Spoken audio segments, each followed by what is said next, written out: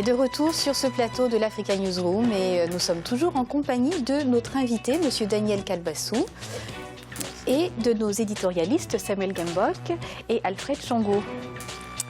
Le thème de cette semaine est l'engagement politique des autorités du Cameroun en faveur des jeunes camerounais et le Cameroun où le secteur de l'éducation est en pleine mutation à travers l'arrimage au système licence, master, doctorat et la professionnalisation des enseignants. Eh bien, le gouvernement veut faciliter l'insertion professionnelle des jeunes. Cependant, plusieurs diplômés des universités et grandes écoles camerounaises peinent encore à trouver de l'emploi. Voici un reportage de notre correspondant au Cameroun, Chérif Ousmane Bardonka. Au Cameroun, le système éducatif est tributaire de l'héritage colonial. En effet, le pays ayant été sous tutelle de la France et de la Grande-Bretagne, son système éducatif a été subdivisé en deux sous-systèmes. Le sous-système francophone et le sous-système anglophone.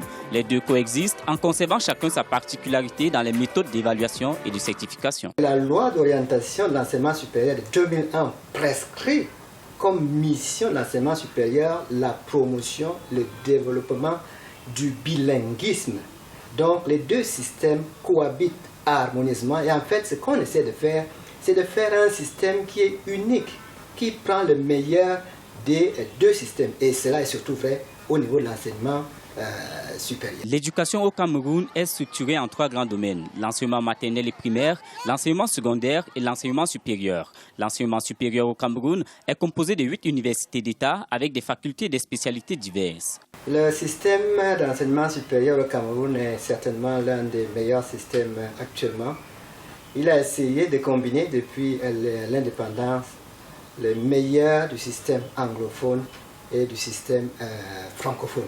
C'est vrai, il a des défis qu'il doit relever, notamment un grand défi, celui de la massification des effectifs, parce que nous avons maintenant entre 450 000 et 500 000 étudiants dans le système d'enseignement supérieur du Cameroun. En plus des universités publiques, le gouvernement collabore avec des universités privées qui dispensent des formations essentiellement professionnelles.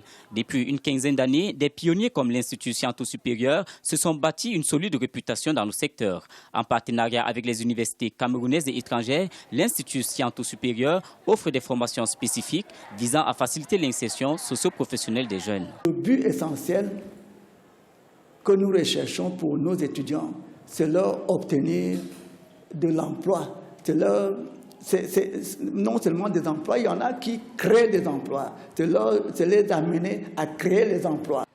La professionnalisation occupe désormais une place de choix dans la politique d'enseignement supérieur au Cameroun.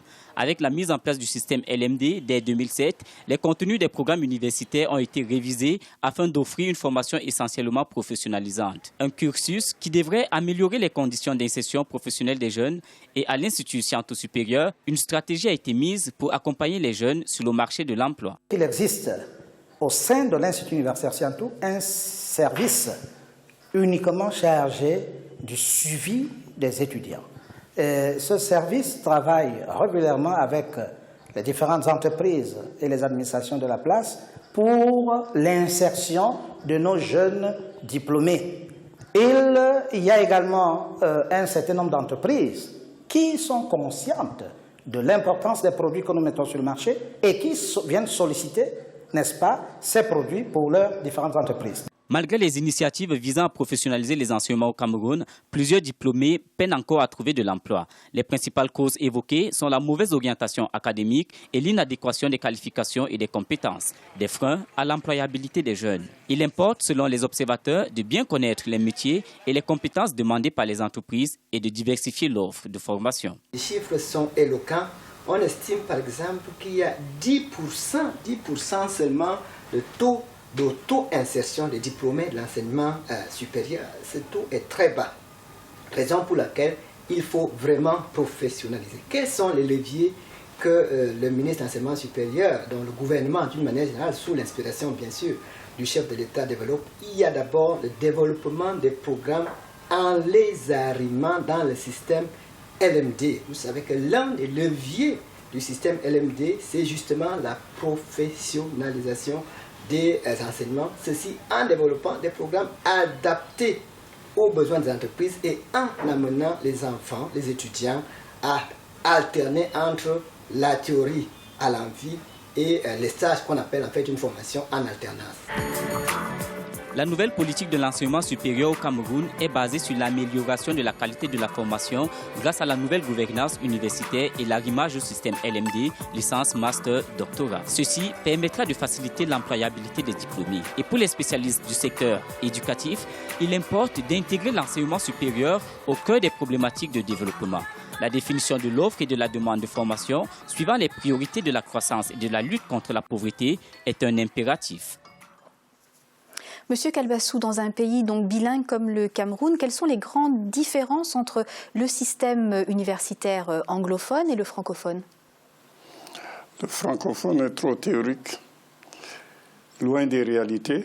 L'anglophone est plus adapté effectivement aux réalités, utilise beaucoup de pratiques. Et c'est ça la grande différence. Et le système camerounais, il est hybride. Parce qu'on dit le Cameroun est bilingue, mais ça c'est en théorie. Il y a beaucoup de choses à faire de ce côté. Et la professionnalisation, on parle beaucoup, mais la réalité n'est pas encore à la hauteur des espérances. Et donc, le système anglophone étant plus pratique, si je puis dire, est-ce qu'on voit une migration de certains élèves francophones vers ce système anglophone? Le problème est que les francophones qui ont fait les études essentiellement en français, il faut qu'ils s'adaptent et qu'ils se mettent à l'anglais. D'abord, avant maintenant d'entrer dans le système anglophone, pour mieux comprendre. Et là, c'est un travail énorme à faire et très peu de jeunes s'engagent dans cette voie, aller étudier. Bon, il y a des efforts, mais ça reste vraiment très timide. Samuel Gembok, donc on voit que le bilinguisme, finalement, ce n'est pas vraiment une réalité. Comment le généraliser? Je pense que des mesures sont prises depuis quelques années qui vont peut-être concourir à réduire ce fossé qui existe entre la volonté qui a été affichée au sommet de l'État et la réalité sur le terrain. Je pense qu'au cours de ces dernières années, le fait d'avoir revu les programmes qui permettent aujourd'hui aux élèves dès la maternelle de commencer à apprendre quelques mots en anglais permettra certainement à cette génération dans 15-20 ans d'être parfaitement bilingue. Mais si on doit prendre en compte les jeunes qui ont 20, 25, 30 ans aujourd'hui, effectivement, je suis parfaitement d'accord avec M. Kalbassou que c'est un objectif qui reste très loin d'être atteint. Alfred Chango, on parle d'instaurer, de généraliser ce bilinguisme, mais est-ce qu'il apporte quelque avantage à un pays? Je pense par exemple au Rwanda qui a migré vers l'anglais finalement. Alors, je ne sais pas si ça apporte plus ou moins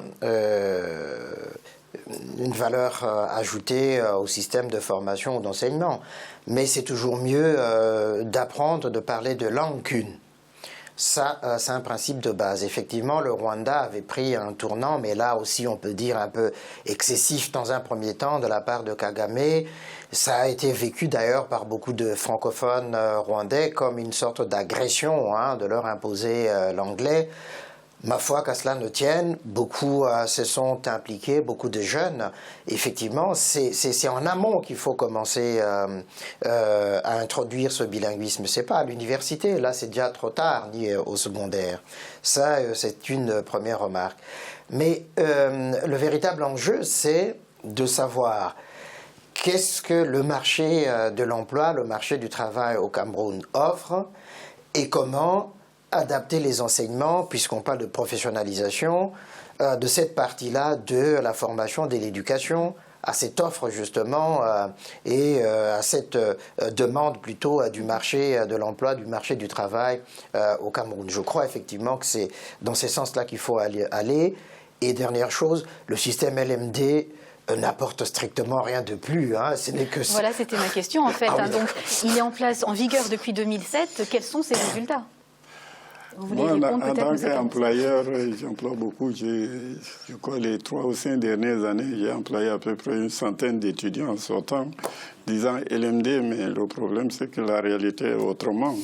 Et puis, j'ai l'impression aussi que ces étudiants qui sortent, ils ont des diplômes, mais quand on les met, même le français, j'ai l'impression même ça s'est dégradé un peu, parler le français correct et écrire correctement, c'est tout un autre problème.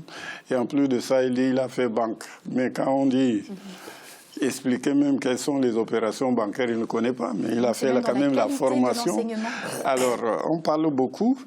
Alors, il y a des mesures qui ont été prises ces 2 ou 3 dernières années, comme Samuel disait tout à l'heure, effectivement, on espère qu'avec les jeunes, ça va changer. Mais quand on regarde la réalité actuellement, mais la plupart des universités qui sortent, ils ne sont pas adaptés à la réalité du marché. Et on parlait de l'agriculture, par exemple, qui emploie 60-70% de la population. Mais on n'a pas des instituts agricoles qui sont adaptés et qui enseignent la réalité du terrain, comment produire, je ne sais pas, la banane. On se focalise sur des enseignements théoriques. On va entrer dans une école et on va trouver que c'est un institut qui fait la formation professionnelle, mais ils n'ont aucune pratique. Quand ils sortent de là, ils ont beaucoup de théories dans la tête, mais la réalité est autrement. Bon, il y a des efforts qui ont été entrepris récemment. On espère que ça va donner des résultats dans quelques années, mais pour le moment, je crois que ceux qui sortent de l'université... Donc un problème au niveau de la qualité de l'enseignement. Voilà. Samuel Gembok, on parle d'université, on parle de grandes écoles. Est-ce que toutes les couches de la population sont prises en compte? Je pense notamment aux régions, par exemple, de l'extrême nord, qui sont confrontées à des violences. Quel est le taux de scolarisation et qu'est-ce qui peut être fait? Je pense que là, il y a beaucoup de choses à faire, vraiment. Il y a énormément de choses à faire parce que si on prend, en termes de statistiques, les jeunes qui rentrent dès la maternelle jusqu'au supérieur, on va se rendre compte que très peu sont ceux qui partent de la maternelle et arrivent à obtenir le bac. Et très peu encore sont ceux qui, bien qu'ayant eu le bac, arrivent à obtenir la licence. Et très peu encore sont ceux qui ont la possibilité d'avoir accès à ces formations dites professionnalisantes, parce que le coût reste extrêmement exorbitant. Déjà, les 50 000 francs qui sont payés par les étudiants dans les universités d'État ne sont déjà pas accessibles à tous les étudiants. Il y a des étudiants qui ont de la peine à pouvoir financer les 50 000 francs. Donc, parler de professionnalisation, la professionnalisation des enseignements reste accessible vraiment à la classe moyenne supérieure et supérieure du Cameroun. Je ne parle pas des localités qui sont très enclavées, des localités qui sont très lointaines des centres urbains, notamment celles de l'extrême nord, celles du nord, et même à l'intérieur du pays, que ce soit au centre, au sud, au nord, dans les 4 coins du pays, il y a des localités qui restent très enclavées. Et très peu, d'ailleurs, des enfants sont ceux qui sont dans les localités qui peuvent obtenir le premier diplôme, le certificat d'études primaires. Donc, à ce niveau, il y a un sérieux problème. L'école primaire est gratuite. L'école primaire est gratuite, mais sur le papier. En réalité, ce qui se passe, c'est que les parents d'élèves sont obligés parfois de cotiser des sommes importantes. Les associations des parents d'élèves sont obligées parfois de supporter le coût, notamment des instituteurs qui sont dans des localités très reculées et qui n'ont pas accès à la fonction publique. Et donc, seuls les parents d'élèves sont obligés de soutenir cela. Pour revenir à la professionnalisation des armées très rapidement, il y a un déficit, comme M.